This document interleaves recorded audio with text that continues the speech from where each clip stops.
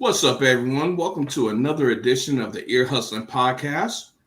You're going to see a very familiar face and you're going to see a not so familiar face, but that's okay. There's a story behind this. So first off, let me introduce and welcome back to the show, The Familiar Face. Eric, what's going on, man? Not too much, James. Not too much. Good to see you again. Same. Always a pleasure, sir. And for those of you who don't know, one of our dear old friends, and I mean old literally, KC from the Highly Opinionated Podcast. KC, what's up? Hey guys, what's going on, man? How we doing? Man, doing great. How about you? Good to be here. Good to be back, and good to get some FaceTime with you guys. You know, the funny thing is, and there's a story behind this, but before we get into that story, why don't you tell the folks about Highly Opinionated Podcast? Where you guys been? Well, to be honest, we've been kind of in a transition period, to be honest. I have kind of moved the family south into the Florida region, so there's been a lot of transition going on in my personal life, which has kind of put the podcast on, not a back burner, but a secondary burner for now. Basically what the Highly Opinionated Podcast is what you're familiar with too. I know, you've been interested in it for a while too. We're just a bunch of guys with a bunch of opinions that like to talk and make fun of each other. We drink a few of these on live and, have a good time talking about general topics, top 40 kind of topics, crazy topics, as well as we always do some kind of co-host competition. Whoever I have on with me, I like to pit them against each other just for my amusement. So nice. Work out. Okay. Yeah, I've definitely listened to a few shows. Matter of fact, if we're being honest, this was the original three. The original three of the Highly Opinionated Podcast. That's right. About 2 years ago? 3? Oh, yeah. It's about That's 3. right. We originally pitched the idea. Yeah, it was 3 years, 2020. Yeah. Wow, 3 years you guys been around. That's awesome.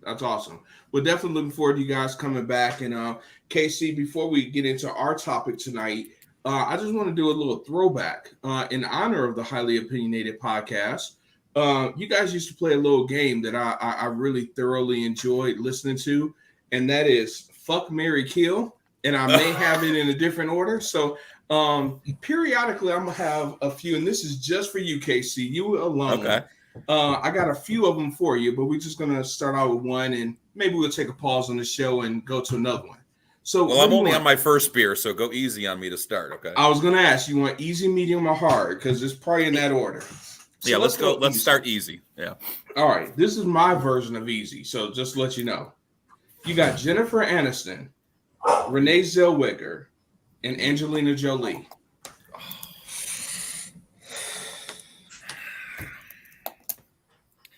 I know who I pick. Well, I mean, listen, first of all, Jennifer Aniston is a fox, whether she was, 20-something on Friends or 55-something now. She's literally hasn't changed at all. So she's kind of the woman I think I'd marry because she just is on point from the very beginning all the way through the end. Yeah, I'd probably stick around with her.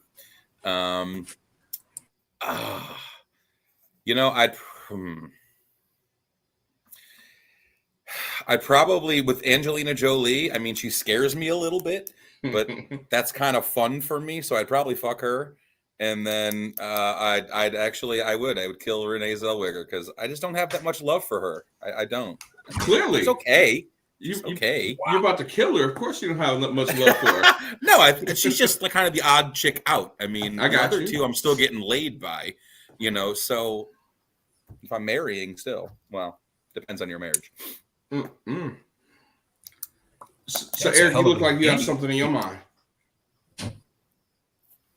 No, I was like, damn, that's a hell of a game. Yeah. Wow. Well, shit. 2 out of 3 ain't bad, guys. I mean, come on. That's true. Well, I can't wait till we get to the other one. So I don't know if you're gonna love or hate me, but we'll see. It's a love-hate relationship already. It's great. Right? All right, so moving along, let's talk about our topic, guys. We want to talk about NFL free agency and the draft, but let's start out with free agency. KC, the world knows you're showing it right here, right now. You are a Buffalo Bills fan, part of the Bills Mafia. I must tell you, no matter what, no matter where I go, it seemed like I always see someone in that red, white, and blue.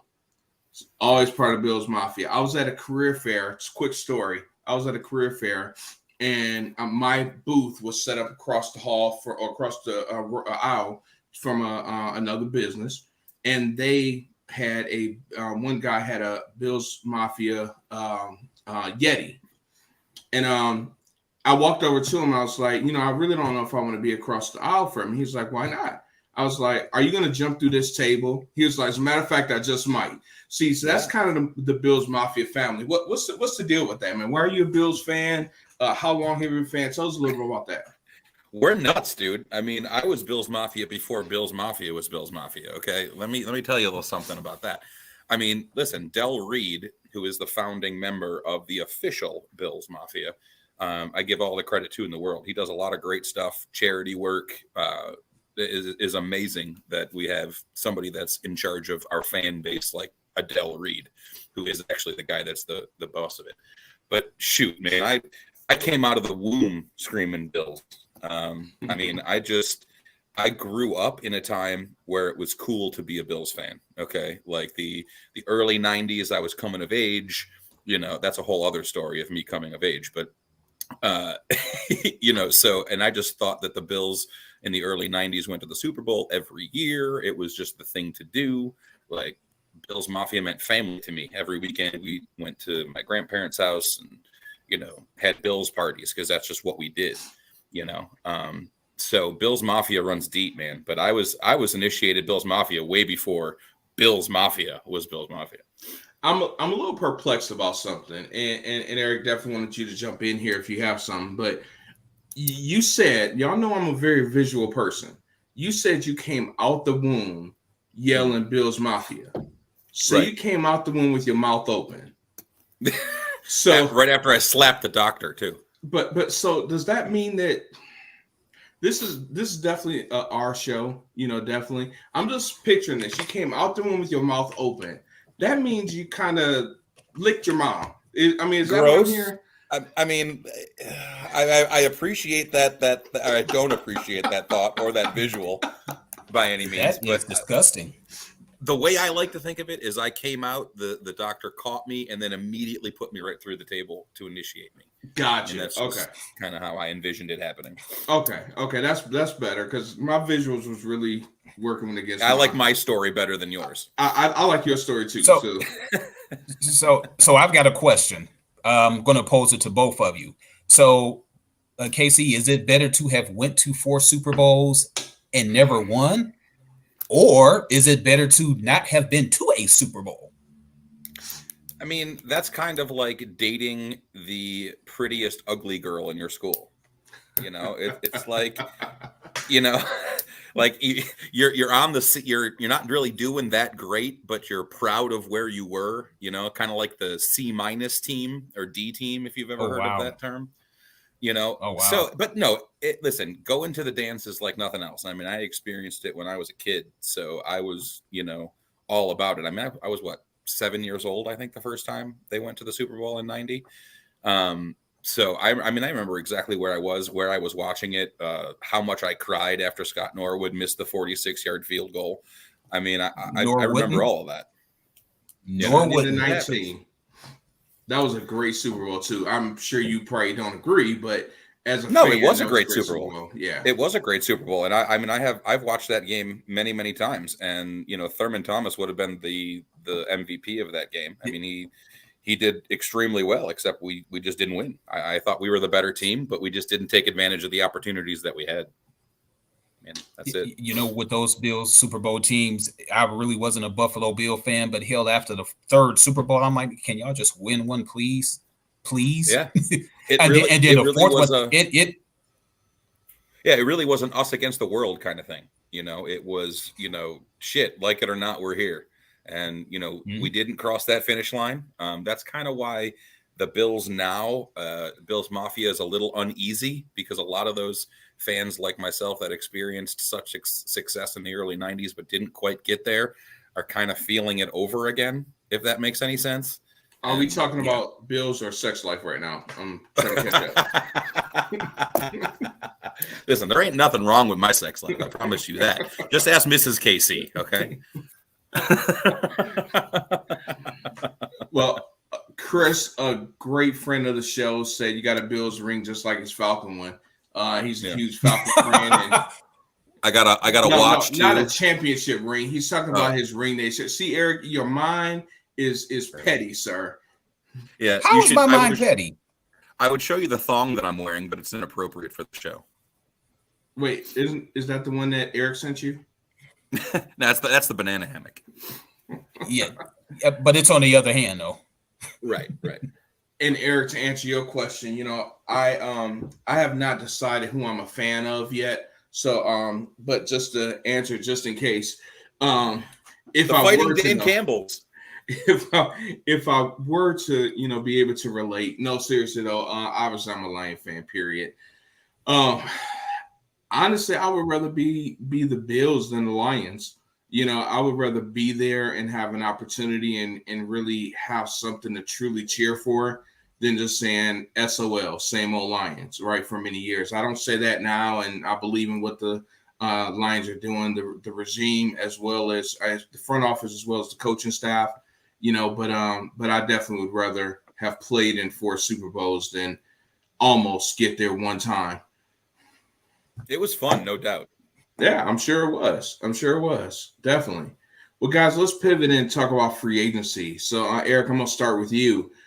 You and I both are Lion fans, so we're probably going to have similar things to talk about. So, what has the Lions done in free agency that excites you? And KC, we're going to ask you the same thing about your Bills. What gives you a hard on, Wolverine, Eric? Yeah, that's the question. You know what, James? We had quite a few conversations about the Lions in their secondary, which was a huge concern for me. On the offensive side of the ball, even though we lost Williams, to the Saints, that really didn't worry me. What we were going to do on the defensive side of the ball, I thought that we were going to address that through the draft, but the Lions have been very, very aggressive with sewing up their secondary during free agency. So we've got the starting corner. I think it was one of the Pittsburgh Steelers starting corners, Cam Sutton. And I think that Cam Sutton. Yep, Cam Sutton. And I think that we've got another defensive back in secondary. Yeah, from San Fran, Emmanuel Mosley. Yep. So I think that the Lions are going to be in good shape. I think they're going to be more aggressive now in their front 7 in terms of like schemes and blitzing, things like that. So I'm pretty excited. We've got who was that? Montgomery. We snatched him away from the Bears. And you know what? From a durability standpoint, Montgomery definitely is somebody who we need because Swift is hurt. I don't even know if we're even going to implement that same offensive style with Montgomery because he's pretty durable. And he was a very good back on a really crappy team with a very sorry offensive line. So I'm pretty excited. Also noticed that we got Dre Bly. I think he's our defensive back coach. We just, I believe, signed him, so I'm pretty excited about it. The coaching staff seemed like it got stronger. Lions made some really good moves. But yeah, I'm excited to see how well we do in our division now that Aaron Rodgers is soon to be leaving. Yeah, that opens a huge door. Yeah. I'm sorry, bro. But hey, think about it this way, though. It's going to make you feel just that much better when you beat the New York Jets because, hey, we got a real opportunity here for the Lions and the Bills to meet the Super Bowl. Come on. I'll see you in February. Yeah, well, and that would be great. As far as the Lions are concerned, just my quick thoughts, and like I said, we're going to jump over to UKC for the Bills. Honestly, they've only done 2 things on defense, which they plugged in a big hole, 2 DBs. That's awesome. I'm happy with that. We haven't addressed, our front 7 quite yet. We resigned a couple people. I'm happy with bringing back Bugs. I'm happy with bringing back Kaminsky and Anzalone. I'm definitely happy about that. One thing that happened today, I don't know if you guys have seen this, but the Lions re-signed Graham Glasgow, brought him back on the O-line. So that's definitely we definitely needed some depth, and a possibly starter at the guard position. So you can definitely plug that. So I'm definitely excited where they're going right now. They're plugging holes. David Montgomery, I'm good with the signing. only from the standpoint of, since we did lose Jamal, I'd rather have Jamal. I think Jamal could have definitely carried the load as he did this year when Swift was out.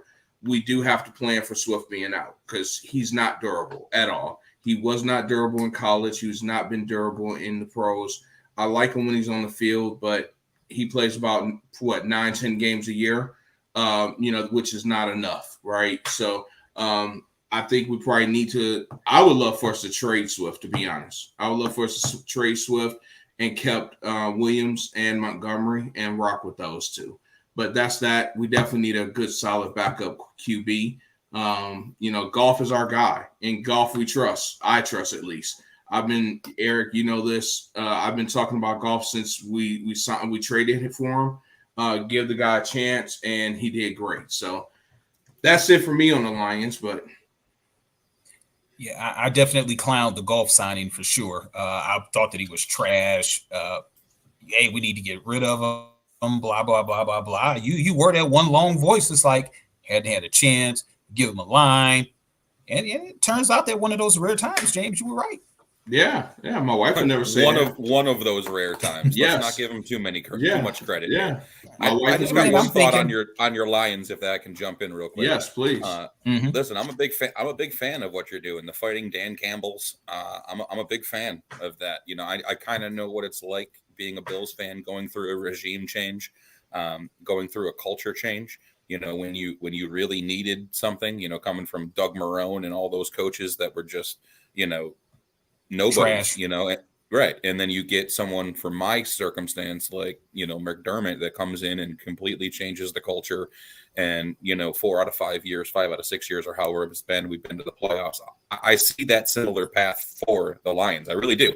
I feel the players are going to fight for Dan Campbell. I mean, I'd run through a wall for him, just because. Yeah, I feel like he connects with his players. I feel like, at least from an outsider's perspective, I feel like the culture that they're building in Detroit is similar to one, maybe the Bills 2-3 years ago, maybe, when they're just starting a new regime change and getting used to the new routines and really starting to buy into it.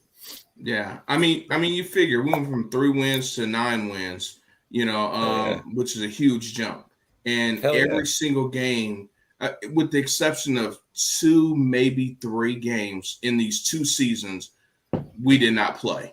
We just didn't play. But other than that, we've been in every single game. Guys have been trying to finish the game strong, which is huge for the Lions. That's not what we're really used to.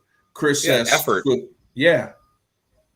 Effort is really the thing. And, you see it when you see your coach and whatnot. And I wanted to ask you quickly, do you know the numbers for the Montgomery signing? Because I'm just curious on what it was in regards to the Jamal Williams. Was it like similar? Was it a little more, a lot less? 3 for 18. 3 years, 18 million. Yeah, for Montgomery. Okay. And what did Williams sign in New Orleans? It was $4 million a year, but how many years? 3 years, $12 million. 3 years, $12 million, 3 years. So my question to you is, I think I already know your answer. You would rather have Jamal Williams for 3 years, 12 than Montgomery for 3 years, 18? I would definitely. And it's not about the money. It's just Jamal was the heart and soul of the team this year. He had a bunch of touchdowns. I know that. Yes, the most touchdowns in franchise history since Barry Sanders. That's a illustrious group to be a part of, right? So yeah, but how many of them were 1 yard runs? So now it's funny you mention that. Someone shared that stat, and I don't have it handy. A majority of his touchdowns were within 5 yards. That's very, very true.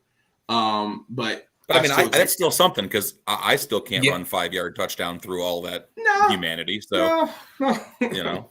All right. So think about it this way in terms of and Williams. Did you think the Lions kind of like maybe hit the panic button when Jamal asked, hey, let me think about it, but then it was like, nah, sorry, we're just gonna go ahead and sign. Do you think they hit the panic button? Maybe, but hear me out though, because I see, and again, I'm just comparing to what I've seen with the Bills parallels, right? So the Bills were always looking for sorry, that's my wife. the Bills were always the next, looking for the next free agent for a while until a new regime came in and we decided that we were going to draft and develop our own talent. Example, Trey White, things like that. So I think maybe they got a little trigger happy and a little like, I don't really know. Is he developing the way we want to? Because otherwise, I mean, why wouldn't you sign someone that's more familiar for less money? I mean, Yeah. So my understanding is, first off, they offered him the same deal that they offered David Montgomery. So they was going to pay him more, and that's when he and his agent said, let us think about it. So he wanted out. I don't think so. I honestly don't think so. What I think happened, my personal opinion, of course, I'm not an insider, but what I think happened is Detroit, we're used to getting caught holding the bag.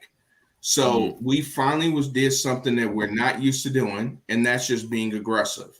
We'll wait for you to make that decision, but we got something else over here, and David Montgomery just happened to say yes. That's what my personal belief is, because in years past, what would have happened is we would have offered David Montgomery, he'd have said no, and Jamal Williams would have went somewhere else and would have had nobody. So because Detroit isn't seen as a positive place to be. Is that not why you're at saying? All. Exactly. Right, and that's the way it was with the Bills for a long time, and that didn't change until Mario Williams a long time ago was the biggest free agent signee many years back. When oh my God, he's going to Buffalo. Why would anybody ever want to go there? So it finally swifted and changed to Buffalo being a destination. So I can see that with the Lions. It's slowly changing to the point where the Lions are starting to become a destination that players want to go to play with other players. Yeah. And I really think that's the culture that the coaching staff has built. That's why I'm glad we brought back our OC. I've never ever Jim Bob Cooter. No, not him. No. I just love that name. He wasn't too bad. He wasn't too bad though. In my lifetime, I've never seen one of our coordinators be courted by other teams to be their head coach, first of all. Right. And second of all, I've never seen them say, no, I'm not going to be a head coach. I'm going to stay with the Detroit Lions. I've never seen that. So I really am excited on what's being built in Detroit. Yeah. Hell, our freaking running backs coach, Deuce Staley, took the same job in Carolina. We hired another guy. Last name is Montgomery. So Montgomery is going to be coaching Montgomery. With the number one fan being Montgomery, but that's a whole nother story. Keeping it in the family. Exactly. That's what they do in Detroit. And we all look different too, by the way. Anyway, Montgomery, the coach. Brothers from another mother's. Yes. He gets signed. The first day he gets signed, a team wants to talk to him, ask for permission about being their OC. So we got something going on. I really do believe that. But I believe it. I agree. Yeah.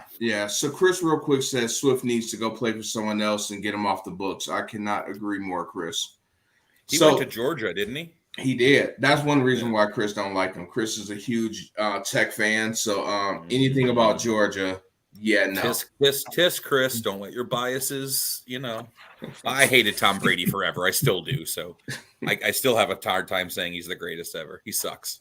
You're about to start a fight now with the Wolverine. He's about to pull out his claws. Listen, I'll be the first to admit it. I'll be the first to admit it. I'm biased. I hate the guy because he whipped my ass for 20 years. I mean, makes sense.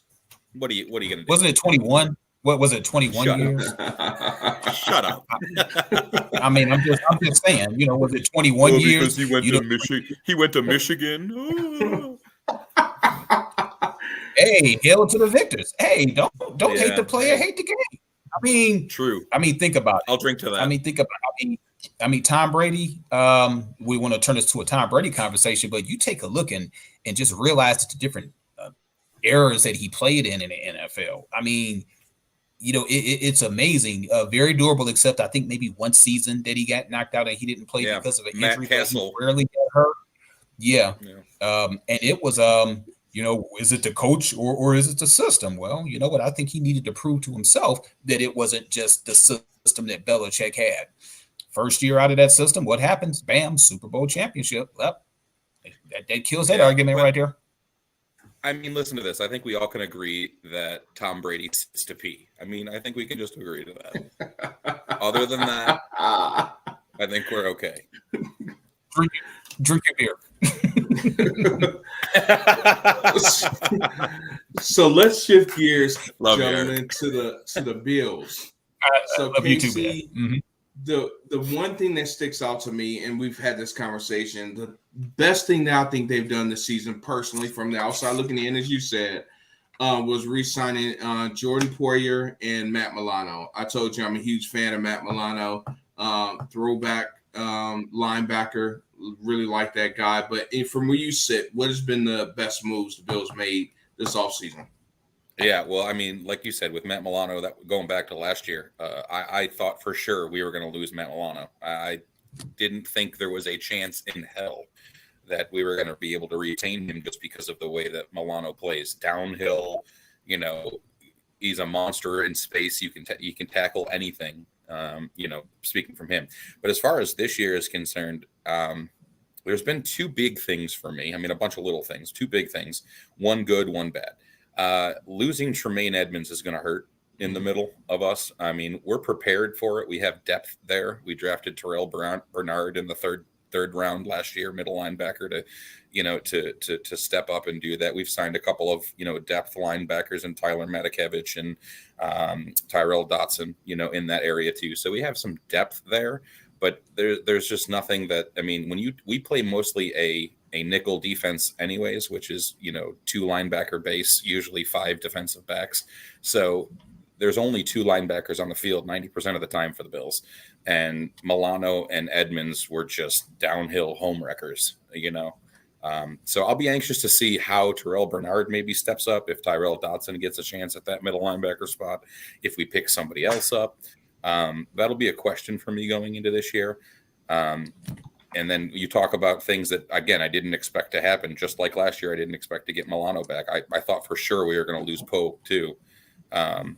He's one of the emotional leaders of our football team. We were undefeated with him on the field last year. Jordan Poyer, if you didn't know. Mm-hmm. He had I believe it was 2 years, $5.6 million plus $2 million in incentives to come back. I mean, decent money, probably below his actual market value, but he's 31 years old, so he's on the wrong side of 30. But he's familiar with the defense. He has a great relationship with Micah Hyde. I'm glad to have one of our captains of our defense back for sure. Some of the more ones down the line that I just kind of wrote down. Dane Jackson is important. He was a 6th or 7th round pick a year or two ago that stepped up when Trey White went down. Number 30, I believe, for our defensive backfield. We tendered him. He was a restricted free agent for an original round tender. I think it was around $2 million some dollars. This one was interesting. Sam Martin. You know who Sam Martin is? Punter? Yeah. Well, see, I didn't know that either because we never used our punter. So, see what I did there? I set you up. I did. Sam Martin, 3 years. Again, I mean, he had a decent year. I didn't really see him much. We saw him more towards the end of the year when the Bills kind of were struggling a little bit, but good to have a punter back. Oh, Kyle Allen, backup quarterback. Mm-hmm. He was a roommate with Josh Allen, I found out today. Back in the pre-draft process, they did a lot of workouts and roommates. So Josh Allen, being the big kid that he is and having the relationships that he has with his boys, like with Steph Diggs and all of his backup quarterbacks, I like the idea of him having a buddy that he can chum with and have an established relationship with already. That makes me happy. Let me see. Connor McGovern, guard. That was a good one. We had some problems with our offensive line. I think Coach said it so at the combine. He was telling us, telling the media that Josh Allen was affected too early on a lot of his plays, meaning that they needed to step up the interior of the line. So Connor McGovern was a 3-year a starter in Dallas. So started 15 games, I believe, last year. So that should be an upgrade up the middle. Ike Butker, some depth that we had on the offensive line again. So, I mean, I like the moves. We didn't have a lot of money going in. In fact, we were over the cap, I think $18 or so million coming into free agency. So Bean managed to renegotiate. I think he renegotiated Von Miller, Josh Allen, Steph Diggs, and cleared up like 30 some million. So, I mean, nothing fancy, nothing sexy, nothing, but Jordan Poyer, coming back, I think was an unexpected surprise, similar to what Milano was last year for me. Okay. Speaking of Von Miller, do you expect him and Bills Mafia expect him on the field beginning of the season, or? Oh yeah, first of all, he's a monster, dude, on and off the field. Not even just on the field. You listen to his interviews. I went to camp last year. He was signing autographs. I didn't get his autograph because I'm not a kid anymore, but I acted like one. But yeah, you are. Yeah, you are. I definitely listen. No, I definitely threw my daughter like almost over the railing though to try to get autographs. I picture that. Yeah, dude. You just listen. You're gonna use your adorable little girl. Wow. Yeah. Some of these kids were super, creative though. They used like fishing line to like sign their hat, tie it to their hats, and throw their hat like down the thing, and then they reeled up their. Dude, I was very impressed with the ingenuity. Anyways, on and off the field, Von Miller. I mean, he's a stud. He's a team leader. He's a team guy.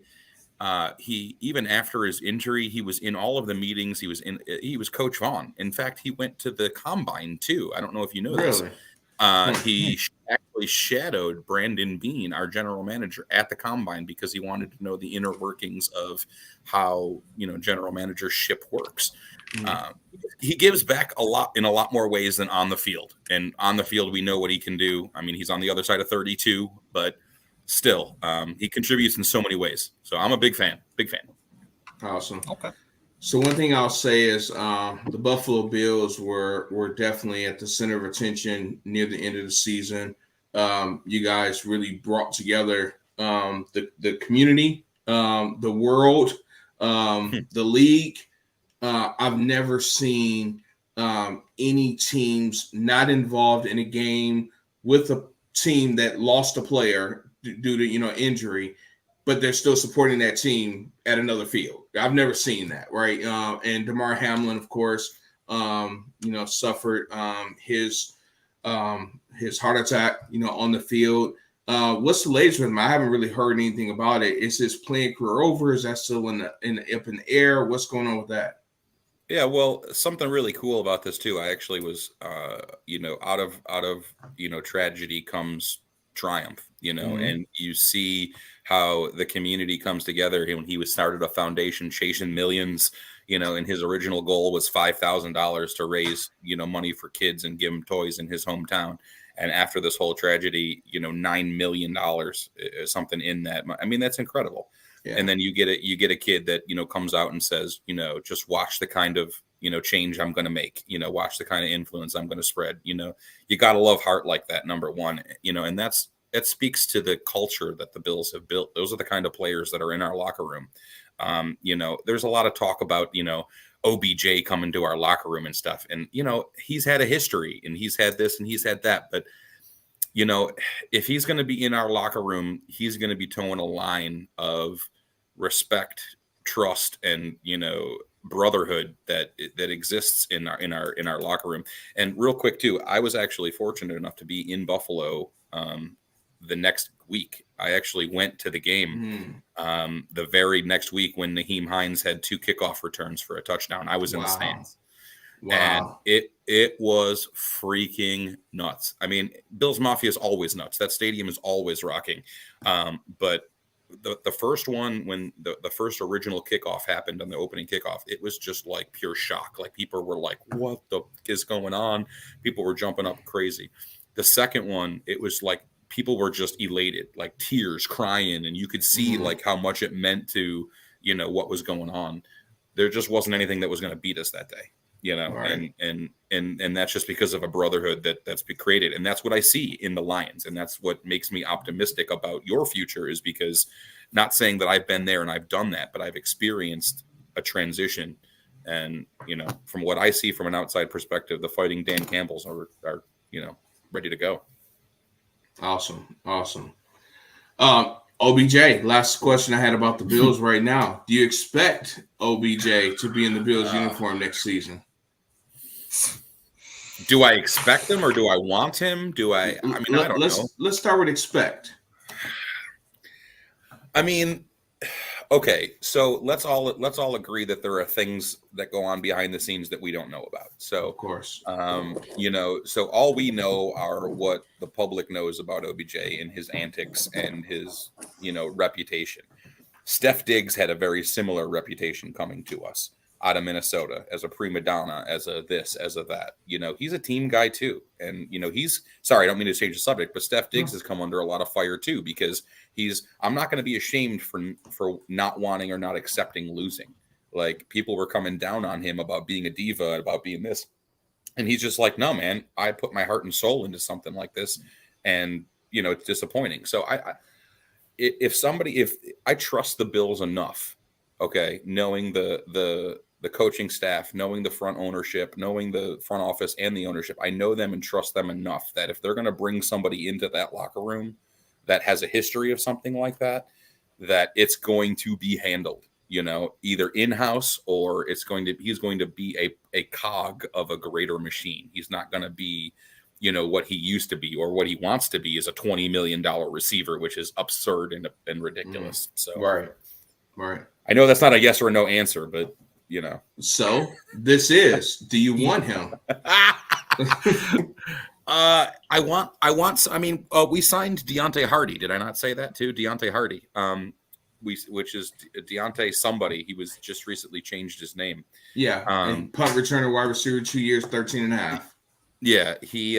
We signed him, which is kind of filling, I think, our Cole Beasley, Isaiah McKenzie slot gadget kind of role. Mm-hmm. So if you're asking me, would I like to add a weapon into the wide receiver room? Yes. Do I necessarily want that wide receiver specifically to have the initials OBJ? Probably not. But I think we need some addition, to that room for sure. I don't know if you were going to bring this up, so I don't want to steal your thunder. But would you have traded a 3rd round pick for a certain tight end? No, I'm glad you brought that up, because let's talk about how crazy that is. First of all, Darren Waller. All right, let's talk about him. Las Vegas Raider. I mean, he was probably the number 3 tight end in the league, maybe behind Kelsey, Kittle, Mark Andrews, Darren Waller, 3-4, something like that. Don't forget about probably top 5, because we got TJ Hockenson, who was, we'll safely say top 5. Hockenson really wasn't used the same in Minnesota the way he was in Detroit, so I think he slipped a little bit. Well, he did have a Pro Bowl season, not to skip around or jump in with KC, but I mean, he's talented, so we've seen what he can do. Sure. But either way it goes, top 5, top 6 tight end for sure. All right, so let's talk about that. I mean, raise your hand. If you're going to send a 3rd round pick to Vegas, I mean, I'm gonna for sure. But see, the problem is I don't know that the Bills really, our offensive coordinator knows how to use tight ends quite yet. Our coordinator and coach like our tight ends to block. Excuse me. Knox has had a couple of big drops every once in a while. He's a good beer burps. Sorry. He's a good tight end. I like Dawson Knox. He went through tragedy too last year. I don't know if you know that also, but you talk about a team that went through it last year. Dawson Knox lost his brother last year. Oh, wow. And he passed away. He was playing college football or something like that. So you talk about a team that went through it last year. I mean, and this isn't excuses. This isn't anything. I mean, I'm saying this more as an accolade to them because of the experience that they gained, that the camaraderie that they built, that, that kind of stuff is going to, controversy builds character or adversity builds character. I mean, I don't know about that, but that's really the way I felt about it last year. Yeah. Awesome. Before we move on, I'm getting something in my ear that we need to go through another round of fuck, marry, kill. So I got to get Pops to get me another beer. So KC, this is for you. You want to grab his attention real quick? Yeah, let me get his attention real quick. I'll be right here. Hold on. Sound good. So Eric, what are your thoughts about KC went away? What are your thoughts on the Buffalo Bills? You think they're gonna win one in the next few years? Yeah, you know what? I know everybody's high on, the whole Kansas City thing, but I'll be honest with you. I think that the Mahomes window for championships is definitely going to get a lot narrower. I think that the big matchup, honestly, is going to be Cincinnati versus Buffalo. That's what I think over the next like 3 to 5. Yeah, over the next 3 to 5 years, I think that's going to be it. You got two young stud quarterbacks. Both of those guys are hungry. Both of those guys are aggressive. I know Mahomes is still young, but I think all of the early success, I'm thinking that maybe it's going to be a little dull, a little boring. I think it's going to have to get some adversity. And who's better to give him adversity than two guys? Cincinnati was so close 2 years ago. And hell, honestly, I don't think that KC should have won this Super Bowl, to be frank with you, but that's a story for another day. Well, Chris just said, what about Jacksonville? I definitely think that the AFC is a 3-team race. The three teams you mentioned, KC, Buffalo, Cincinnati, and Jacksonville is quickly approaching. They're on their way up for sure. Yeah, they most definitely are. Hey, Coach, my one point that I would make to you, Eric, was coaching. When you started talking about things too, you got to take into consideration. Thanks, Pops. Got me another beer. So I want to take into consideration coaching when you talk about the top three things, because you talk about Patrick Mahomes maybe taking a step back and not being one of the top two things, but what Patrick Mahomes maybe might lack if taking a step back, you got to give Andy Reid. You talk about the creativity of that offense. Yes. It's you get them anywhere near inside the 10-yard line, and who the hell knows if an offensive lineman's throwing it to a tight end or whatever. You have an amazing coach, and I think coaching number one is Andy Reid. I think Sean McDermott is very close second, and I like Zach Taylor. I do. I just don't think that he has the experience yet to get his team. They got him to the Super Bowl, so I can't say anything about that. But the coaching experience to me is different when you look at Kansas City, Buffalo, and Cincinnati. Yeah, and you know what? You brought up coaching. An example of what happened when Brady went to the Super Bowl up under Bruce Abrams, and then look what happened when he went to the front office. Right. Coaching definitely has a lot to do with it. But man, I'm just looking forward to that 3. You know what? I almost forgot about the Chargers. The Chargers, are on the upswing too. But Herbert. Okay. But with Austin Eckler possibly being traded, that's going to be a huge blow if they do in fact trade Austin. Hey, your boy Chris or whoever was commenting mentioned Jacksonville, though. You got to talk about coaching. You got to talk about Jacksonville's coaching change. You talk about a guy that went from Urban Meyer, right? Urban Meyer, and the joke that was, to Doug Peterson, who is a veteran. He's been there. He's won the Super Bowl. Mm-hmm. Again, Jacksonville's on his way up. Trevor Lawrence is a talented guy. Travis Etienne, they have a great running back. From Clemson, both they have that connection. I don't know their wide receivers. Calvin Ridley is coming. That's back right. This year. That's right. I forgot about that. Calvin Ridley. That's a huge target for him. I'll place a bet on him. Most no, seriously. So but KC, Jacksonville, little shout out. You did not get away from your game, sir. I just want to let you know you did not get away from your game. Listen, I love that you threw this at me, though. I do. I do like that you didn't tell me anything about this. This is good. Not at all. Christian Kirk, that's another one. I forgot Christian about Kirk. Yeah, thanks, Chris. Came from Arizona. Yeah. Yes. He's a good friend. He goes on vacation with Josh Allen, I believe. Christian Kirk and his girlfriend went on to Hawaii or something with Josh Allen. Interesting. All right. Fuck, marry, kill. Yeah. Whoopi Goldberg. Oh God. Bette Midler. Oh Jesus. Lady Gaga. All right. Listen. What are my choices again? Whoopi Goldberg. Okay. Bette Midler. Jeez, yes. Okay. And Lady Gaga. I wanted to do Betty White, but I'm like, that would be an easy kill since she's already Lady dead. Gaga. So I didn't want to set you up like that. Listen. Before KC answers that, I'm sorry. What kind of random shit is that with those 3? Oh, wait till the next one. He knows me. He's building to something. I listen, I know him well enough to know that he's building something. Okay, so it depends on how you really want to look at this. Listen, I like Bette Midler. She was in that movie Hocus Pocus, right? I like Hocus Pocus. Whoopi Goldberg, listen, I'm a big fan of her acting career, Sister Act, big fan. Anything else in her life, not so much. We don't necessarily see eye to eye on many things. So out of the three, she's probably my least favorite. So I'd probably have to give her the axe. Just because she's my least favorite. Lady Gaga, I mean, I think she's rich. So if I marry her, that means I get 50% of her shit. So I'm going to go with marrying Lady Gaga, and I'll fuck Bette Midler. I mean, I'm not above it.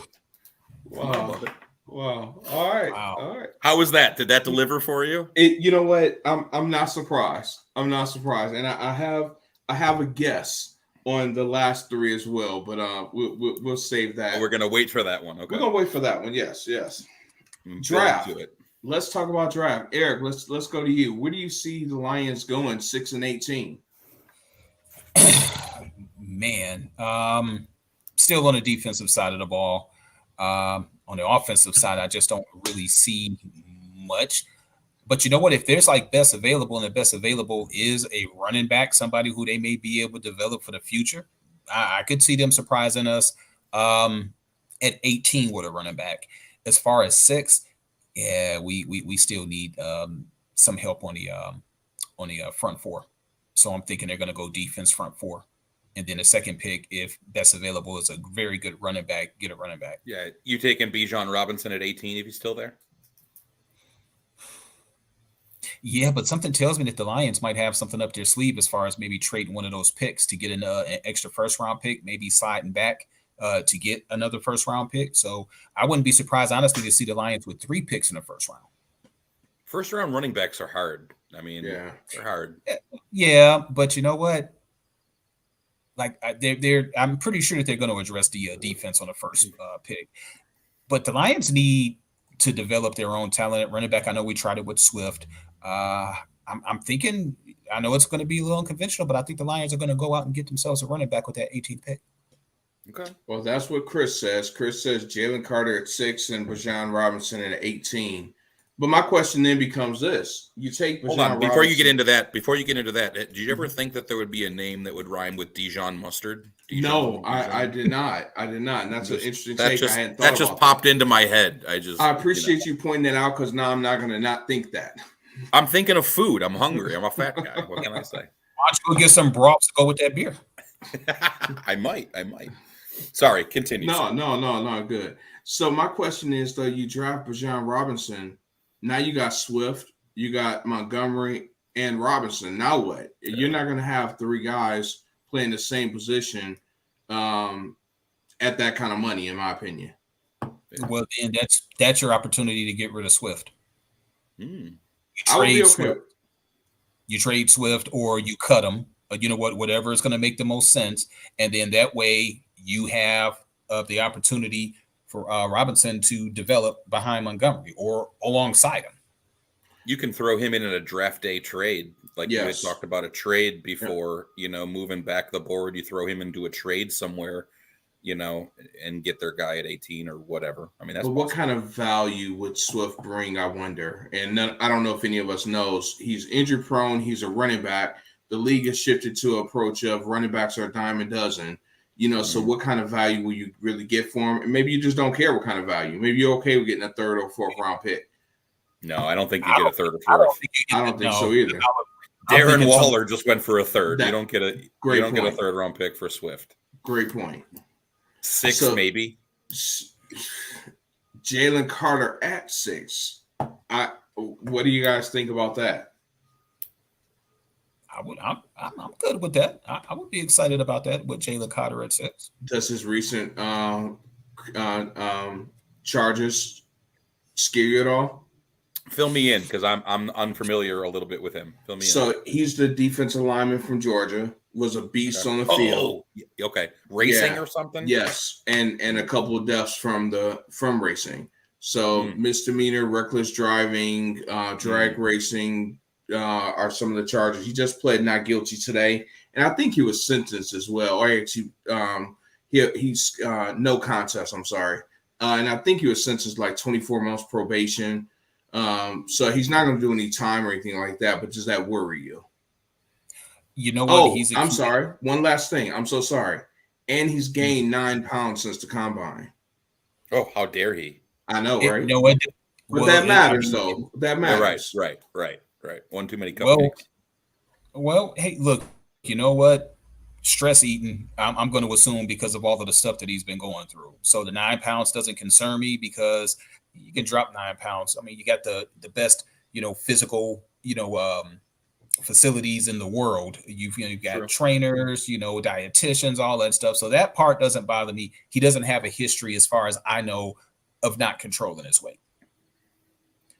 True. But more importantly, I think he learned his lesson. It was a terrible mistake. Prior to this situation, he didn't have a reputation of going out and just like doing reckless things. From what I understand, he's a character guy, easy to get along with, hard working.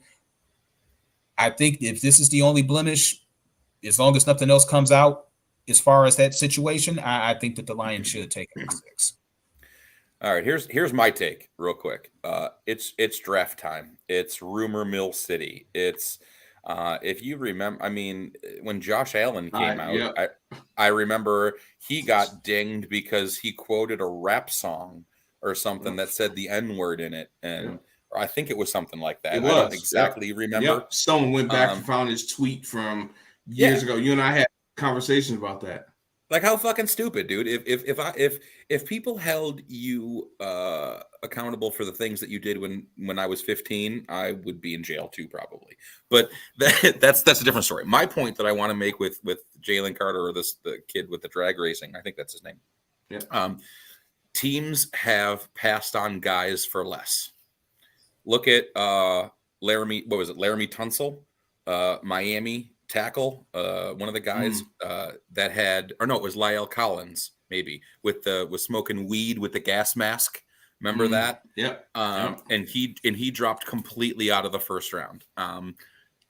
Teams with a first round pick, I think that's going to hurt him. I'm not saying, I don't know anything about the kid, as you had to inform me of who he was, but I'm just specifically speaking from what I've seen teams pass on guys for less before, and I don't see teams drafting him in the first round or early for that reason, regardless of his skill level. That's just me. I would be very surprised, and you great points, definitely. I would be very surprised for some reason if he does drop that far. Later in the first round, maybe, but didn't he kill someone? Well, it was in another car. Not that it makes it any better, but right. I mean, but something that he was doing. Yeah. So I guess someone's argument could be, not saying it's mine, but someone's argument could be, yes, he was drag racing, but the person in the other car didn't have to race, and they're the ones who died. Right. Someone could make that point, but okay. So Chris, I yield to him on this. He said he will not make it past the line at 8. He is Warren Sapp. So if he's a Warren Sapp type talent, then once again, I don't see him. Talent trumps character every time. Talent. Well, I've got something I want to bring up. Remember Joe Mixon, when draft time came around, he had I think it was the aggravated assault, and there was some other stuff that was going on, and he slipped to the second round, and a lot of people absolutely ridiculed Cincinnati because of that. But that's another example of somebody who had some issues. Nice. People were talking about Mixon was going to be like in the 5th or the 6th round because of that. He wound up being a second round pick. You hadn't heard anything else from him, Yeah, so, just like Josh Allen. That builds a chip on your shoulder too. I mean, that you talk about guys that are passed up on something like, I think it was Lyle Collins with the gas mask. Because I remember we were looking at an offensive lineman. I think he ended up in Dallas. But he dropped. He was like one of the top talents, and he dropped to the end of the first round because he had a picture taken of him smoking weed through a gas mask. I mean, he's a 20-year-old kid. I don't know. Yeah, I don't know. I'm a marijuana advocate, so right. Casey, to your point about Josh Allen, look at what he's done since he's been in the league. Stand-up guy. I don't know many teams, not just because of his talent. I don't know many teams that wouldn't say, I want Josh Allen on my team. Just Absolutely. because of the character he has. There's a small handful of teams that would not trade their starting quarterback for anything, for all the draft picks in the world. They could come up with your entire draft, and it would be Josh Allen, Patrick Mahomes, Joe Burrow, maybe Justin Herbert. But I mean, you could probably still get someone to trade for Justin Herbert. Yeah. You can stop there's at no amount of there's no amount of money that is going to get Josh Allen out of Buffalo, because I'm going to tell you something, not only from on the field but off the field, he is the most amazing character that you're ever going to see. I mean, just you talk about, again, Bills Mafia doing such wonderful things. I talked about Del Reed, who is the founder of doing charitable work and stuff. Josh Allen's grandmother passed, and Bills Mafia donated to Oshai Children's Hospital. Now there's a whole wing, Patricia Allen Children's Wing, in the hospital that is because of Bills Mafia, because Josh Allen lost his grandmother the night before a football game, and he played through it. And right after the football game, I remember it, the press conference, he was in tears and hugging Brian Daboll. And it just goes to show you the kind of character that he had and how the city embraced him. So there isn't any kind of money that's going to get him out of Buffalo. I mean, just think about that. He's not a Buffalo guy in the sense of not born and raised there, right? Right. But he is a Buffalo guy. Exactly. He was drafted and he's been embraced, whatever. But he wasn't born and raised, and they did that for him. So that speaks volumes about him. Small town kind of feel. Played in Wyoming, didn't get any high priority chances, scholarships. Maybe looked past. I mean, even me, I looked past him in the draft. Believe it or not, I wanted Baker Mayfield. God, I'm glad I was wrong. Boy, did you dodge a bullet there. Right. That's why I don't get paid the big bucks. I mean, fuck, there's no way that I belong in a front office, but I mean, I'm so glad to be wrong, in that circumstance. Where did he get drafted that year? What position? Do you remember? 7. Who? 7. What other quarterbacks besides Baker went before him, if any? Sam Darnold, Baker Mayfield, Sam Darnold, Josh Allen, and then there was one that went that 10 that ended up being Josh Rosen. Oh wow, God. who's not even in the freaking league. Went 10, yeah. So Baker Mayfield went 1, Sam Darnold went 2, Josh Allen went 7. And Josh Rosen went 10. Wow. Now Baker just went to Carolina. Tampa. Yes, I'm sorry, Tampa.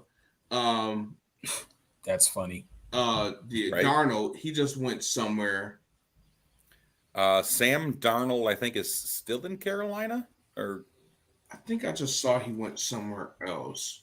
Could be. I'm not sure. That's possible. 49ers. Oh, I did. Okay, maybe I did hear that. 1 year, 11 and a half. And what the hell is that about? How many quarterbacks can they have over there? I know, right? Well, they got rid of Jimmy G. Purdy. I mean, Jesus. Right. They got rid of Jimmy G. So Trey Lance, Brock Purdy, and now Sam Darnold. Wait, I'm sorry. Highly qualified quarterbacks. Yeah. I'm sorry, Lance. I missed that. Lance got traded? No, I said Trey Lance is still there. Okay, Trey. Okay, I'm sorry. I thought you said okay. No, Jimmy G. He's in Vegas. Jimmy G went to Vegas. Yeah. That I knew. That's what I was like. Damn, they trade Lance, but I think that the 49ers had like a riches in terms of quarterbacks. You talk about coaching. Let's talk about the 49ers for a second. You talk about coaching, dude. First of all, who goes through their entire game plan expecting to lose their number one starting quarterback in the second week of the season, number one. So at that point, any other team loses their quarterback the second week of the season, you're done. Like, you just lose all hope. I mean, I know that from experience. So to be able to not only go from Trey Lance to Jimmy Garoppolo to Brock Purdy to do what he did, that takes an unbelievable high level of coaching and an unbelievably amazing scheme to be able to plug and play players in to a spot, and not miss a beat. I was really impressed with that. I was really impressed last year with how they traded for Christian McCaffrey. I'm a big fan. Yeah. I mean, I can't say I'm a big fan of the Niners because I'm not a fan of any other team, but I like what they have done. Yeah, I like Kyle Shanahan. I think he should have been considered for Coach of the Year. So when did Brock Purdy Lynch take over the team? What week? Do you remember? It was I think it was week 12. I think it was week 12 or 13 because he was like 5-0 or something like that. Yeah, it was later in the season. So what's more impressive to you guys? Brock Purdy and what he did with the 49ers, or Trent Green? And was it Trent Green? Was it Trent Green that led Buffalo to the not Buffalo, Baltimore to the Super Bowl? In 2000? No, it was Joe Flacco, wasn't it? Yeah, okay, so maybe 2000. No, I don't think Flacco. You know what? Okay, come on, Google. Get your Google. Yes. That was the year the lights went out when they played San Francisco. Trent Dilfer, that's what I'm thinking of. Trent Dilfer. Oh, okay. Yes. So Trent Dilfer, what he did with winning the Super Bowl, or Purdy taking the team, Mr. Irrelevant, what was more impressive? Brock Purdy to me. I mean, damn. I mean, you think about this dude was running a damn scout team. And it's like you didn't even know who he was. Hell, I didn't give him a chance because he just had a really jacked up name, to be honest with you. I'm like, Purdy, huh? He went to Notre Dame, so he couldn't be that bad. Yeah, that's true. That's different on toes for Eric. The game is so different. The game is so different, even it from is. when Trent Dilfer went. So, I mean, it's probably much more difficult, in my opinion, for Brock Purdy, because he wasn't, not only that offense wasn't planned around him, it wasn't even planned.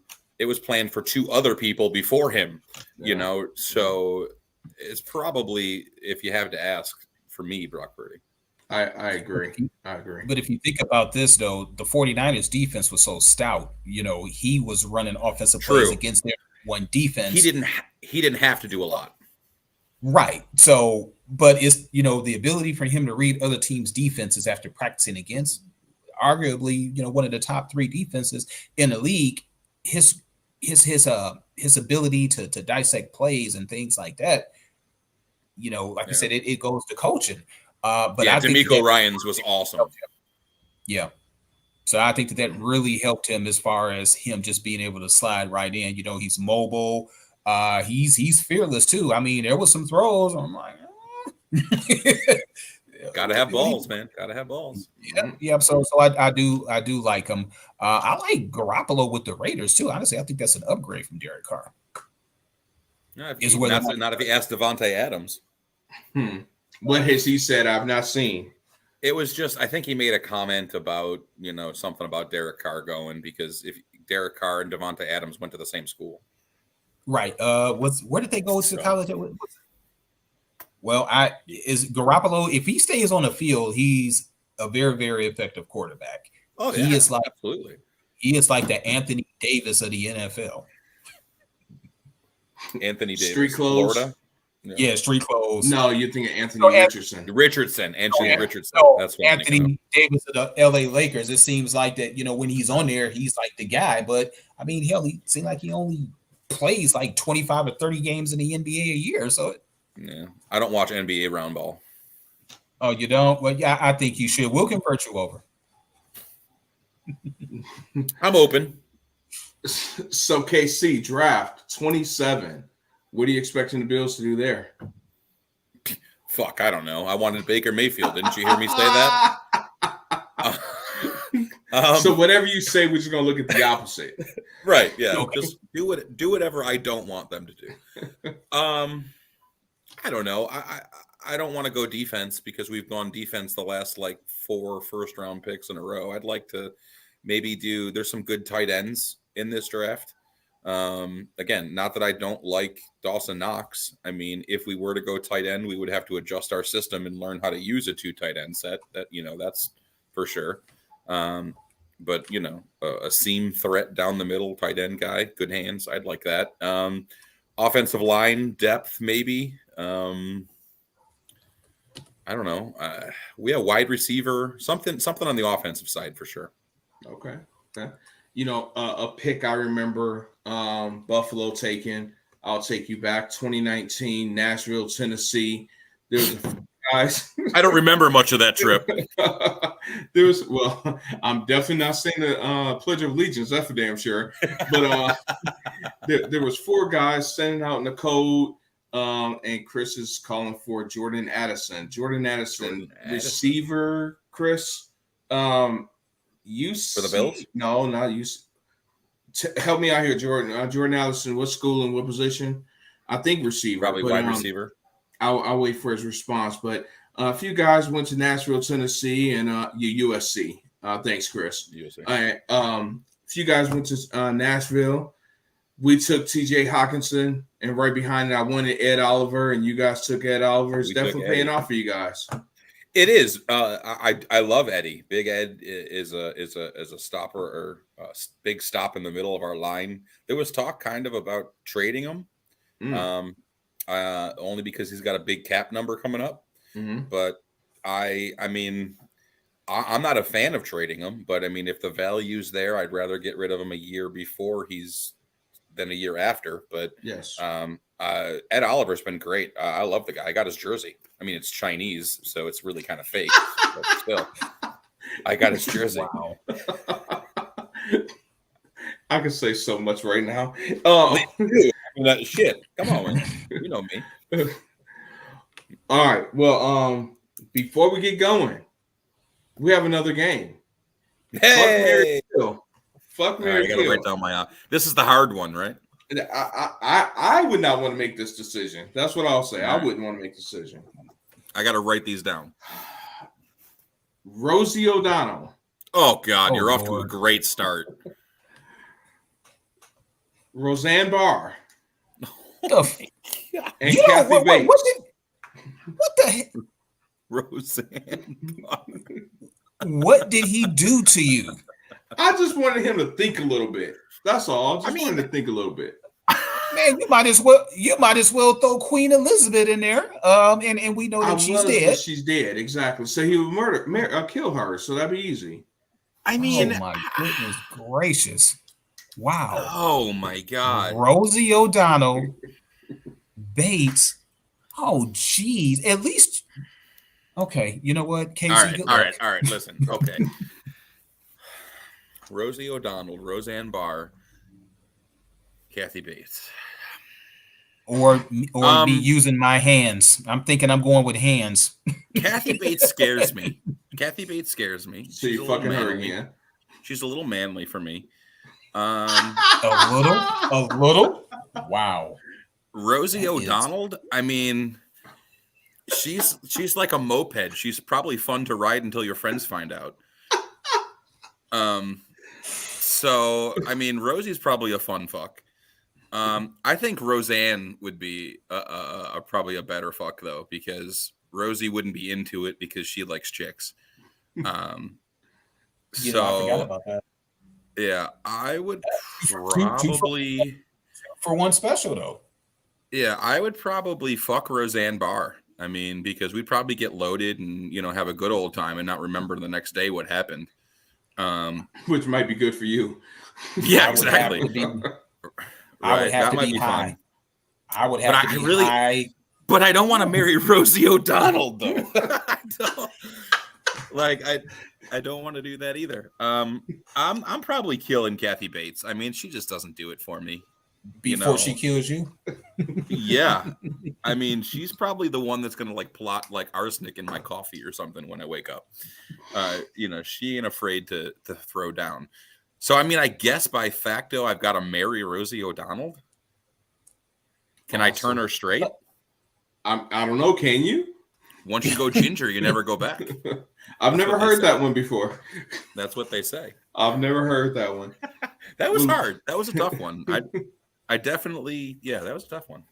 Yeah, I see. I led you with easy. Jennifer Aniston, Renee Zellweger, and Angelina Jolie. I'm like, that's easy. I mean, who wouldn't want it? Who wouldn't want at least 2 out of those 3?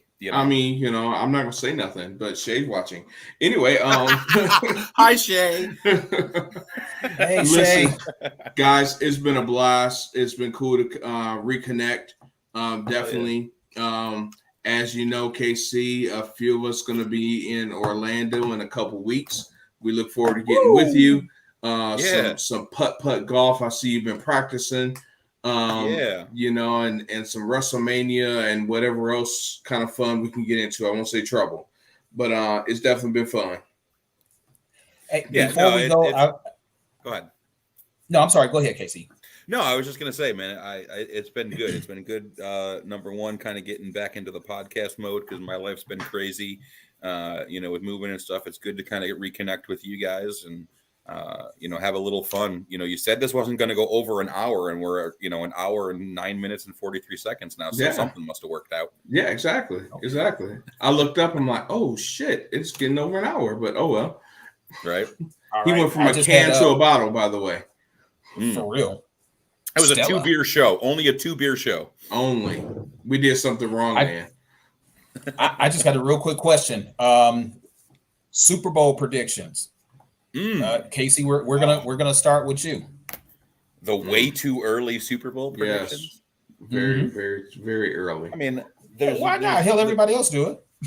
There's no way that I can't predict the Bills to go to the Super Bowl. I mean, you obviously know that. There's no way that I can't do that. The NFC side, shit, I don't know. NFC, I mean, the Niners look good. The Niners look good. Okay. Say Bills Niners. Bills Niners. Yeah, I'll go Bills Niners. With the Bills, let me see if I know you. The Bills would win 35-3. I don't care if they win 103-3. As long as they win 103 to 102. I'll be taking a naked lap. That's all I know. Oh, win. Okay. I don't want to see that, but okay.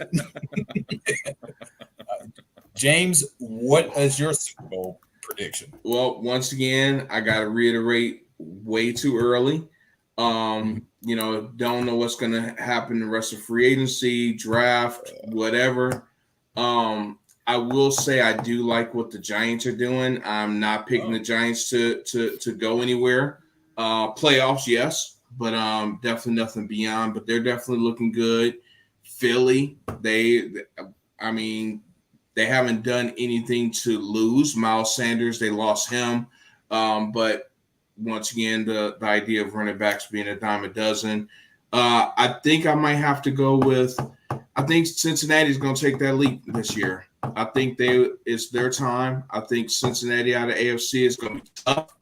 And I think probably the 49ers on the NFC side, as long as they can really get that quarterback situation under control and have someone steady and consistent, I think. So my prediction is Cincinnati and San Fran. That's just off the top of my head. Put on the spot, way too early prediction. Boom. Come on, Eric, what's yours? I'm thinking Philadelphia versus Cincinnati, with Cincinnati taking it. You guys are jumping ship. We have everybody predicts the Bills to win the Super Bowl. They don't do it 1 year, and we're shit now all of a sudden. Okay, Listen, 1 year for a long time, it was not fun to be a Bills fan. Okay, you're telling me right now. You're telling me 0-16. You should know. As Lion fans, you know what? I think it's fucking fun to be a Bills fan right now, man, and I'm gonna ride this shit out. Hell yeah! Sure. You guys should be proud of the team that you have. It took a long time to build it. Man, Josh Allen made that leap like so fast. It was like, you know, it's okay. Like, oh shit! It's like switch. It took a combination though of player, coaching, front office staff, and ownership. It really, honest to God, did, and that's why we talk about, you know, Detroit. I don't really know much about your front office or your ownership, but no, your ownership is the Ford family, right? Yep. Yeah. So I don't really know much about your managerial stuff, but from my perspective, it took all levels. It took players, it took coaches, it took GMs, and it took ownership in order to turn around for 20 years what was shit. I mean, it really was. We put a shitty product on the field for a long time, and I bled my colors through the whole time, and it wasn't fun. Mm-hmm. So it's fun now. Yeah. Once again, going back to Nashville, we picked 7, I think. You picked 8, you know, and look at a couple of years later, now every year since you have been Super Bowl contenders. Draft and develop. draft and develop. And that's what we talked about with Jamal Williams. I think they might have pulled the trigger a little bit too early, given up on the kid maybe a little bit too early, because in order to succeed long term, you need to draft and develop. You need to have those quarterbacks, those rookies on those young deals contributing, so that you can still, spread your money out in a manner for everybody else and pay the veterans like Jordan Poyer, like Matt Milano, pay the guys that have done their deal, but still get the young guys in there on their rookie contract. And that's the ideal thing. And that's what I think that the Lions are coming into. They're coming into that window. Amon-Ra St. Brown. Stud receiver. Hell yeah. Who heard of him? Who heard of either of the St. Brown brothers before this year? Yeah. And then Jameson Williams said people clowned that the Lions drafted him, but man, look what he did just a few games that he played. He changed the whole dynamic of our offense. That's right. That's speed. That's right. Speed kills. Yeah. But it really starts with top down. It really a rebuild, a culture change has to have everybody being bought in. And that's what I really think has been our success. It's been more than just the players on the field. Well, I've just got one last thing to say, because we don't want to keep James away from his wings. when you have football people that are making football decisions, that's when you start getting a better product on the field. The Fords were just making really, really dumb decisions. They are not football people. They're business people.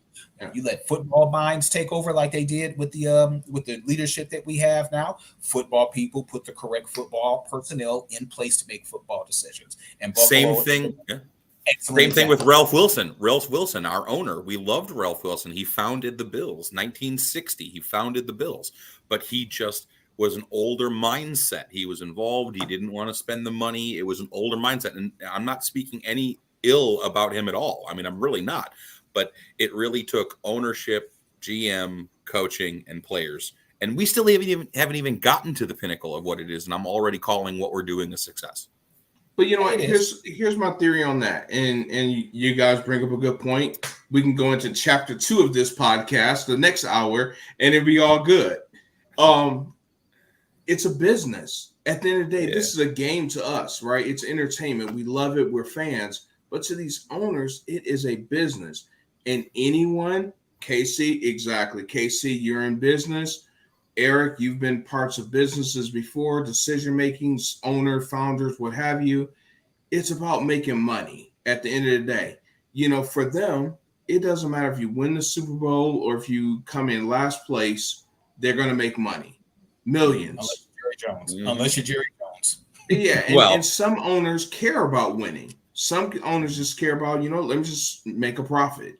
Let me make a profit. Well, I mean, just from the television rights, the newly done television rights. I don't know if you know this, but the ESPN packages, and they just redid the television rights. Each team starting, and this is why the cap I think went up this year or next year, one of the two, because the revenue from the TV deal came in. Each team is getting like $300 and some million just in TV revenue. That's not, and the salary cap is only 200 million. So just in TV revenue, 300 and some million, you're getting paid out to each team, and your salary cap is 200. You're making $100 million without selling a ticket, without selling a hot dog, without selling, merchandise. So, right. That's insane. It's nuts. You know what?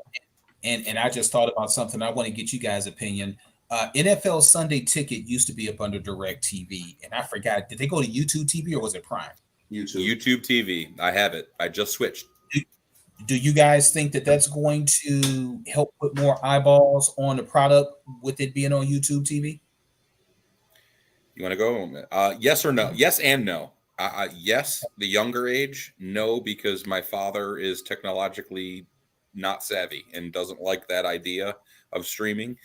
So I think some of the older generation might struggle with the idea of, and not being on regular cable as it has been for the last, 20 years. DirecTV owned it. But I switched to YouTube TV, man, and I love it. It's awesome. It's literally awesome. Even though they just raised the price on me. I was going to say, and I don't know this to be fact, it's just an early opinion.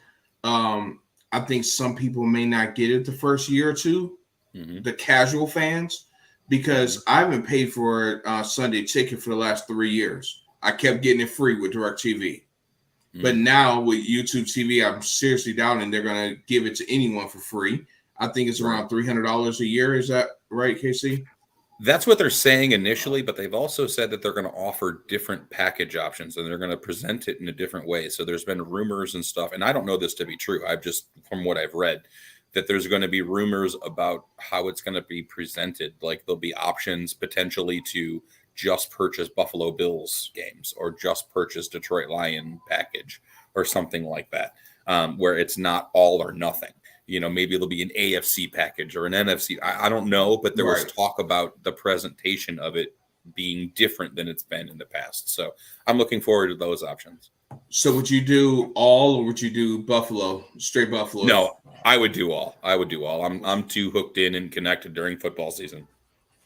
Gotcha. My fantasy teams need the information. I mean, come on. They do. How'd you do in fantasy this year, too? You kind of told me, but I want the world to know. Shitty, man. I didn't make the playoffs in either one of my fucking leagues. What the hell? How many leagues? I played 2. Okay. But I started off in my league. I started off like 5 or 6-0. And then Jamar Chase went down. And my team went to shit. And I didn't end up making the freaking playoffs. Wow. My Eric, wife didn't either, so I couldn't even win some of the money that way. Wow. Eric, how'd you do in your one league, sir? Or I think you was in 2. Yeah, I was in 2 leagues and I did shitty in both of them. Okay, consistent. That's good. That's a good thing. Consistently shitty. That's good. Yeah. Hey, James, how did you do? I was in 4 leagues. It doesn't matter what you did. It doesn't matter. Hold on 1 second. 1 second here. Let me see. Oh, here we go. Looking up Mute City. He's probably got a spreadsheet. Wrong button. There we go. Okay. So, all right, as I was saying, had to put the children to bed. So I was in 4 leagues. He's the first one to get muted. That's scary. Right. It really is. What's the world coming to? But I was in 4 leagues. I was co-champion in 2. And I was outright champion in 1. And the 4th one we won't talk about.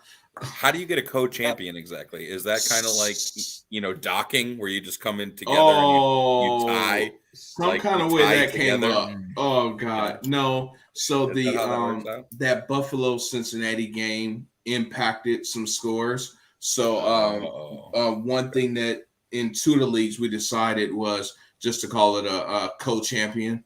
So, yeah. Got it. Okay. Yep. So that's no docking involved. No docking involved. We are a no docking league. For those of you that don't know it, Google it. Your wife will thank you. There, Casey is muted now.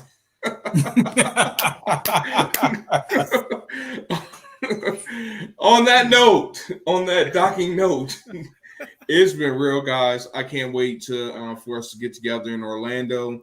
We'd love for us to do this again. Whether it's here, the Highly Opinionated Podcast. And I want to say something about that, as a matter of fact. You turned us on to a couple things during that Wait, one stop, episode. Stop right there. I turned you on? Nice. Yes. Do I need to mute you again?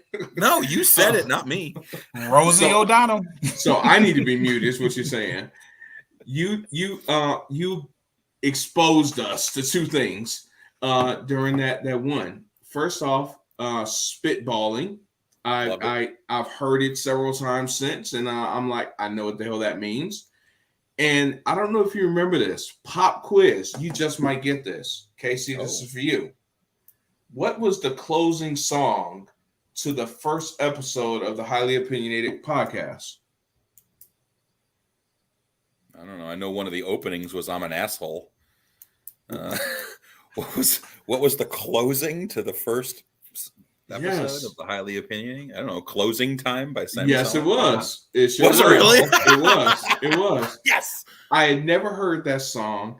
In the middle of listening to never heard it. In the middle of hearing it, I'm like, what the hell is he playing? But I love all genres of music. And every single time I hear that song, I think about episode number 1. It's a cool song. So thank you for turning us on to, I said it again. Exposing us to 2 new things. Yes, Eric. That's not much better because like exposing is bad too. That is true. James, I won't stand up because I'm not wearing pants. kind of like that. That the situation with, I almost said your name. Going into the school and sounding alarms. Yeah, that was great. Yeah, I was misidentified as a pedophile. That was wow. That was weird.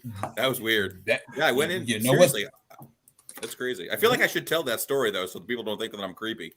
there was a person with my real name that was apparently a registered sex offender in the area, and when I had checked into a school to do one of my events that I was doing, like, I apparently red flagged, and you should have seen like all the people like flood into the office, the principal, the assistant principal, the guidance counselor, the resource officer, like everybody came into the front office because I had checked in, but my name being the same as a sick fuck. So there you go. So I'm going to assume that there were probably pictures to validate that you was not the sick fucking question. They looked similar. So one had a beard, one didn't. No, I'm kidding.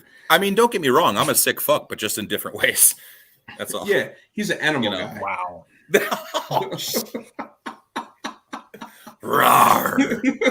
Not kids. That's off limits. Yep. Goats. That's right. I am looking forward to an invite to the Highly Opinionated Podcast. Yeah, let's do a crossover. Can we say that? Let's do a crossover, or something like that. So I'm gonna get the deal going.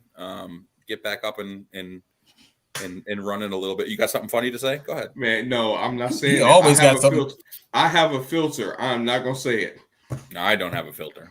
You only have a filter when Shay is in the room. What are you talking about? No, right. I also have a filter when it comes to offending former guests of the show. Man, don't please. Don't do that. Please. Child, please. You're the same. Never mind. You know what? What episode was that, James, where somebody got so offended where they decided to remove themselves?